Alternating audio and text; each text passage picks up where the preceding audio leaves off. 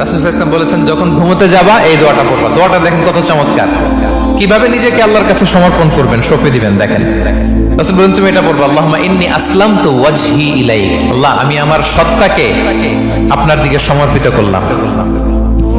ওয়া ফাওয়াদতু আমরি ইলাইক, আল্লাহ আমি আমার সব কাজকে আপনার কাছে সুপর্দ করলাম। ওয়া আলজাতু যাহরি ইলাইক, আল্লাহ আমার পিঠকে আমি আপনার কাছে আশ্রয় রাখলাম। সুবহানাল্লাহ পড়বেন না? আমরা যখন ঘুমাই আমাদের পিঠটা বিছানার মধ্যে লাগাই না? আল্লাহ আমার সত্তাকে আপনার কাছে আমি সমর্পিত করলাম, আল্লাহ আমার সব কাজকে আপনার কাছে আমি সঁপে দিলাম, আল্লাহ আমার পিঠটাকে আপনার কাছে আমি আমানত রাখলাম। লা মালজা ওয়ালা মানজা মিনকা ইল্লা ইলাইক, আল্লাহ আপনি ছাড়া আশ্রয় দেওয়ার কেউ নাই, আল্লাহ আপনি ছাড়া আমাদের মুক্তি দেওয়ার কেউ নাই। আল্লাহ আপনি যে রাসূল পাঠিয়েছেন সে রাসূলের প্রতি আমি ঈমান আনলাম। আল্লাহ যে কিতাব আপনি আসমান থেকে পাঠিয়েছেন ওই কিতাবের উপর আমি ঈমান আনলাম। সুবহানাল্লাহ পড়েন।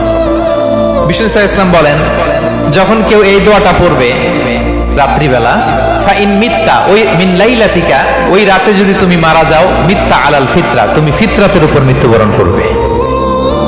ওয়াইন আসবাহতা আসবাহতা ওয়া ক্বাদ আসাবতা খাইরান কাসীরা, আর যদি রাতে মৃত্যু না হয় তুমি বেঁচে যাও, তাহলে ওই দিনে তুমি প্রভূত কল্যাণ লাভ করবে। সুবহানাল্লাহ। তাহলে বলেন এই দোয়াটা পড়ার দরকার আছে না নাই?